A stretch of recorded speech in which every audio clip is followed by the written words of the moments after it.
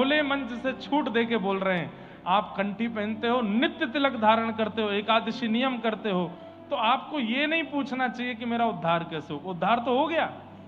जब से श्री विराजमान हुई, जब से कंठी विराजमान हुई, एकादशी का नियम आ गया है, उद्धार तो आपका हो चुका है। अब तो बस ये पूछो, शरीर का उद्धार, आत्मा का उद्धार जब हो तब हो, उससे पहले पहले जीते जी अवस्था में भगवत अनुग्रह कैसे प्राप्त हो, कृपा कर ये बताओ। ये प्रश्न होना है। और उसके लिए एक ही तरीका है बंधुओं, एक तरीका जो हमें समझ में आता है, अपने ठाकुर जी को नित्य भक्त चरित्र सुनाओ। हमने बहुत लोगों के ये नियम धारण करवा भी दिए, और जिनके नहीं हुए उनसे हम निवेदन करते भी हैं, नित्य अपने ठाकुर जी को रात्रि में सुलाने से पहले भक्तमाल सुनाया करो। आप भक्तमाल नहीं सुना सकते तो हम इतने सारे भक्तों के चरित्र सुनाते हैं, यहां याद कर लो, और वहां जाके ठाकुर जी को इत्र लगाते लगाते, सेज सजाते सजाते, ठाकुर जी को सुलाते सुलाते किसी भक्त का चरित्र सुनाओ। भक्त का चरित्र जब ठाकुर जी सुनते हैं बड़े राजी हो जाते हैं। अब होता क्या है, जैसे बालक को एक रात लोरी सुना दो, सब लोग इधर देखो, अच्छी वाली लोरी सुना दो बालक को, तो बालक अगले दिन फिर कहता है फिर से सुनाओ ना, कुछ सुनाओ, तो अगले दिन फिर सुना दो। तीसरे दिन वो फिर, महाराज वो अपने माता पिता को छोड़ के आपके पास ही सोएगा, क्यों, मुझे लोरी सुना, आज भी कोई कहानी सुना दो। ठाकुर जी को रात्रि में भक्तों का चरित्र सुनना बहुत प्रिय लगता है। आप नित्य सुनाना प्रारंभ कर देंगे तो ठाकुर जी सब छोड़ छाड़ के उल्लासनगर भाग के आया करेंगे। बोले वो भक्त मेरे को रोज नित्य कुछ सुनाता है, वहां चलो। और अगर आपने नहीं सुनाया तो देखना उस रात्रि स्वप्न में ठाकुर जी रूठे रूठे आएंगे, आज नहीं सुनाया कुछ भी, आज नहीं बताया कुछ भी। नित्य सुनाया करो ठाकुर जी को, बहुत प्रिय लगता है ठाकुर जी को। एक भक्त चरित्र है राम प्रसाद जी का, बहुत अच्छा चरित्र है राम प्रसाद। इनके जो पिताजी थे उन्होंने विरक्ति ले ली थी, वन में जाकर के राम राम राम राम भजते थे। एक दिन राघव जी प्रकट हो गए और राम जी प्रकट होकर के बोले, दो शब्द बोलेंगे तुमको मानना पड़ेगा। तो राम प्रसाद के पिताजी बोले, भगवान आप मेरे सामने आ गए और मैं क्या मांगूं। बोले, लेकिन हम कुछ चाहते हैं वो तुमको करना पड़ेगा। तो राम प्रसाद जी बोले, आज्ञा करो।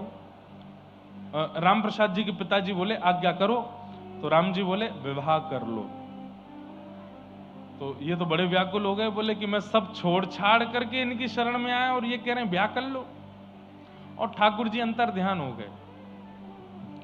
अब वो जो विरक्त हुए थे बेचारे वापस घर आ गए, तो गांव के लोगों ने बड़ी हंसी उड़ाई, बोले बन आए सन्यासी, हो गई श्रद्धा पूरी। अब वो दुनिया को कैसे बताएं कि ठाकुर जी बोले कि वापस घर जाओ ब्याह करो। अब तो इतनी उनकी हंसी उड़ने लगी, वो जब सुबह सुबह सब्जी मंडी जाते लोग बाग कहते, अरे आप तो सन्यासी हो, भूखे पेट रह लो, अभ्यास हो गया होगा, याद आ गई आलू के पराठों की, आ गए लौट के। बोले ये तो मैं घर लौट के आया हूं तो इतने विवाद हो रहे हैं, मैं ब्याह करूंगा तो क्या होगा। 1 साल 2 साल निकल गए, राम जी की आज्ञा उनको रोज स्वप्न में आती, विवाह करो। और कैसे करूं, अब विवाह तो तब किया जाए जब कोई संबंध लेके आवे। अब संबंध वाले सब यूं सोचते हैं इसका कोई पता तो है नहीं, कभी विरक्त हो जाता है, लौट के घर आ गया, इससे ब्याह करना भी चाहिए कि नहीं। तो बेचारे ढीठ बन करके, थोड़े बेशरम से बन के खुद ही चले गए। 1-2 ब्राह्मणों के यहाँ गए, ब्राह्मणों ने स्वागत किया, आओ आओ आओ बैठो, क्या आप दूध पियोगे। बोले जी। कैसे आना हुआ। आपके घर में लाली है। बोले मतलब आपकी पुत्री है। बोले हाँ है। तो ब्याह हो गया। बोले नहीं। तो करना है आपको। बोले हाँ करेंगे। कोई है लड़का तुम्हारी नजर में। हम कैसे हैं, हमसे ही कर दो। तो हंसने लगते, अरे भाई तुम कैसी बात करते हो, तुम तो बाबा जी बन गए थे। बोले अब नहीं है बाबा जी, अब लौट के आ गए। बोले भाई तेरा कोई भरोसा नहीं है, तू पूरे गांव को छोड़ के गया था भजन करने के लिए, वापस लौट के आ गया। नहीं करेंगे तुमसे ब्याह। एक घर, दो चार बार मना ही हो गए तो राम जी से कहते, राम जी कहां पचड़े में डाल दिया, मुझे खुद जाना पड़ता है मांगने के लिए कि भाई मेरे से ब्याह करा दो बेटी का। एक बार, अब बताने वाली बात बता देते हैं।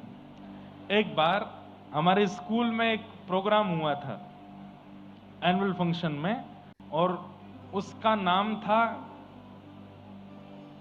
2036, वर्ष 2036 एक प्ले हुआ था। और उसका मोटिव यह था कि सबको पुत्र पुत्र ही चाहिए, पुत्री किसी को नहीं चाहिए। तो एक समय आने पर 2036 में यह हाल हो जाएगा, इतने लड़के हो जाएंगे पूरे दुनिया में कि ब्याह करने वो लड़कियां नहीं होंगी। तो फिर जैसे मदारी बंदर को लेकर के घूमता है डमरू बजाता हुआ, उसको नचाते हुए, ऐसे ही माता पिता अपना लड़का लेके घूमा करेंगे। और गली मोहल्ले में जैसे आलू ले लो, करेला ले लो, टमाटर ले लो, ऐसे वो सब्जी वाले भैया चलते हैं। तो उसका ऐसा प्ले बनाया था कि 2036 में माता पिता अपने बेटाओं को लेके घूमा करेंगे, और कहीं कहीं तो लड़ाई हो जाया करेगी, इसका अच्छा नहीं, मेरा वाला बहुत अच्छा है, ये इससे ब्याह करा दो, क्योंकि लड़कियों की संख्या इतनी कम हो जाएगी। तो उसमें माता पिता का लड़का मैं बना था, तो मेरा ऐसा रोल था, मुझे लेके मंच पे घूमते थे, लड़का ले लो लड़का, सुंदर सुशील गुणवान लड़का ले लो। तो याद आया आज। फिर उसके बाद लड़की वाले आते थे, फिर उनकी लड़की आती थी निकल के, बोले क्या आता है तुम्हारे लड़के को? सब आता है इसको, आप जो कहोगे सब आता है, करके दिखा। तो फिर मैं कभी पोंछा बर्तन करके दिखा दूं। बोले नाचना आता है कि नहीं? वो नाचना भी आता, नाच के दिखा दिया। उसके बाद में रिजेक्ट कर देते थे। फिर दूसरे लड़के वाले आ गए, तो दूसरे लड़के वालों से हम लड़ते थे, अरे हमारा वाला ज्यादा बढ़िया। जैसे सब्जी वाले कभी कभी, हमारे टमाटर ज्यादा बढ़िया हैं, ये देसी हैं, ये इतने स्वाद हैं, ये ऐसे हैं, इसके सड़े हैं। तो ऐसा एक प्ले हुआ था।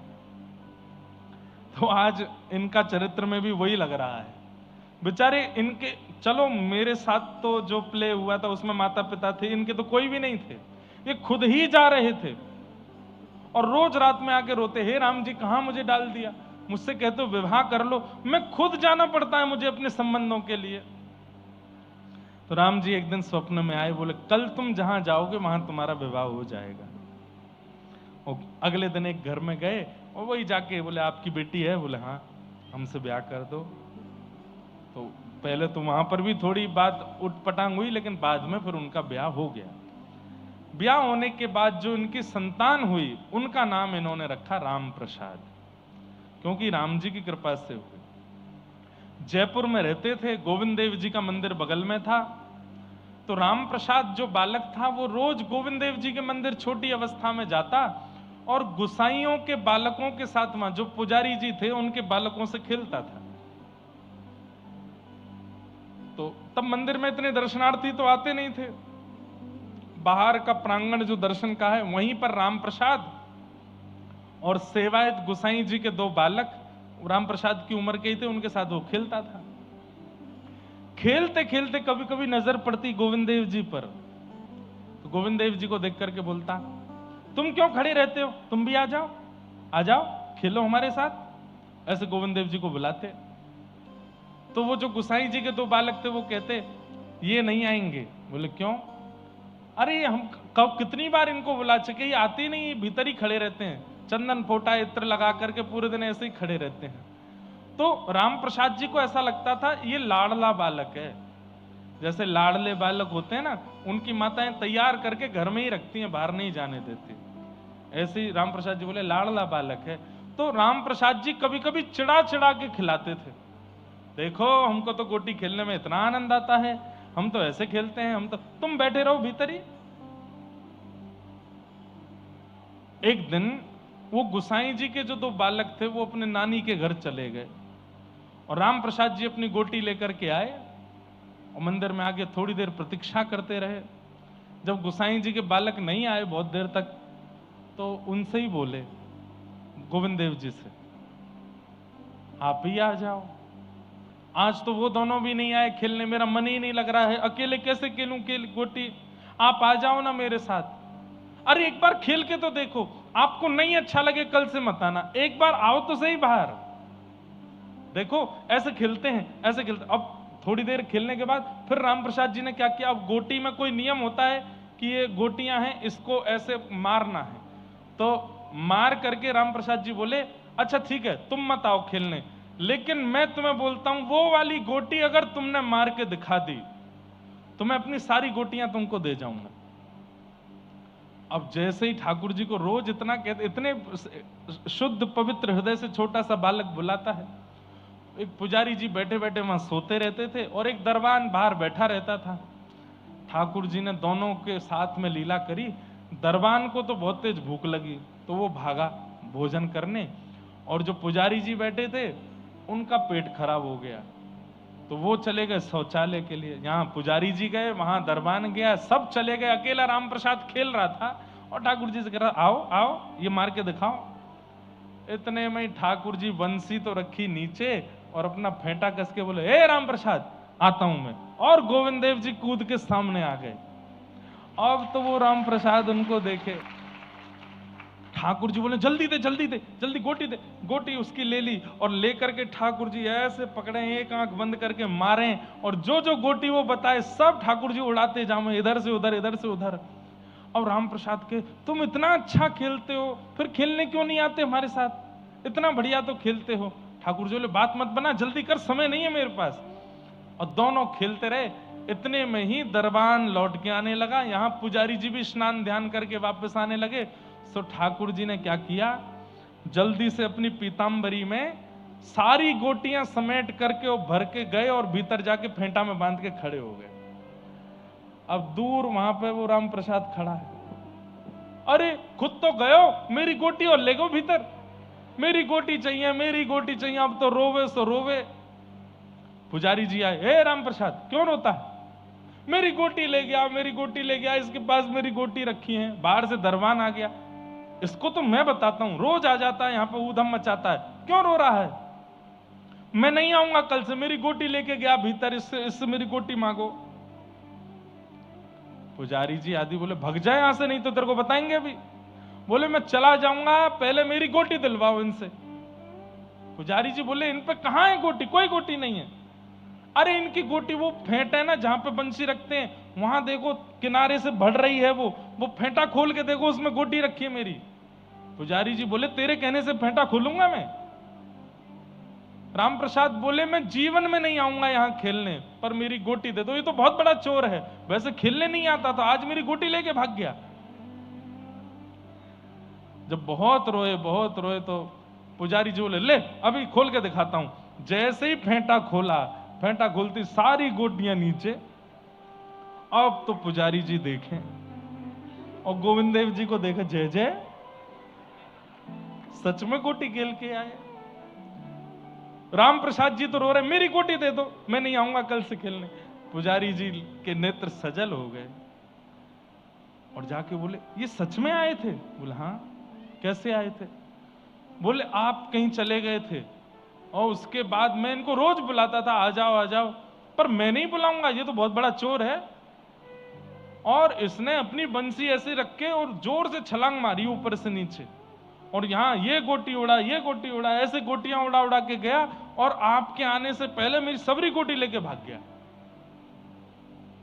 पुजारी जी ने राम प्रसाद जी को हृदय से लगाया, बोले तुम रोज आया करो, और जब तुम आओगे हम चले जाया करेंगे, तुम इनके साथ खेला करो। बोले नहीं इनके संग नहीं खेलूंगा मैं, ये चोर हैं गोटी लेके भागते। बोले नहीं लेके जाएंगे, तुम आया करो। राम प्रसाद जी रोज जाते, और रोज जैसे ही राम प्रसाद आते जानबूझ करके पुजारी जी चले जाते और ठाकुर जी उनके साथ गोटी खेलते थे। अब ऐसा भक्त चरित्र ठाकुर जी को सुनाओगे, कैसी बढ़िया नींद आएगी ठाकुर जी को, क्या बढ़िया चकाचक सोएंगे, रात भर ठाकुर जी राम प्रसाद के भाव में ही रहेंगे। और फिर अगले दिन आपकी प्रतीक्षा करेंगे, भोग कैसा लगाया छोड़ो, श्रृंगार कैसा किया छोड़ो, रात की प्रतीक्षा करेंगे कि आज किसका चरित्र सुनाएगा, आज किसका भाव सुनाएगा। तो या तो भक्तमाल जी से भक्त चरित्र पढ़ के सुनाओ, और नहीं सुना सकते तो कथाओं में जो वक्ताजन सुंदर सुंदर चरित्र ठाकुर जी के सुनाते हैं, उनको याद कर लिया करो और ठाकुर जी को सुलाते सुलाते, चरण दबाते दबाते सुनाया करो। ये उन लोगों के लिए नियम है जो नित्य तिलक लगाते हैं, नित्य कंठी पहनते हैं और नित्य एकादशी रखते हैं। जो ये 3 नियम नहीं करते वो अभी इसमें मत आना।